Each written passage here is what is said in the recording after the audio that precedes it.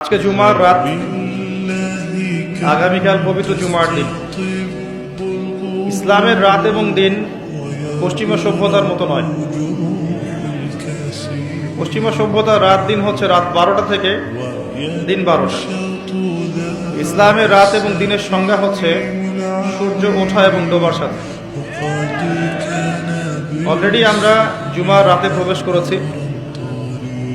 জুমার দিনে অনেক আমল আছে, তার মধ্যে অন্যতম কিছু গুরুত্বপূর্ণ আমল হচ্ছে বেশি থেকে বেশি রাসূলুল্লাহ সাল্লাল্লাহু আলাইহি ওয়াসাল্লামের প্রতি দরুদ পাঠ করা।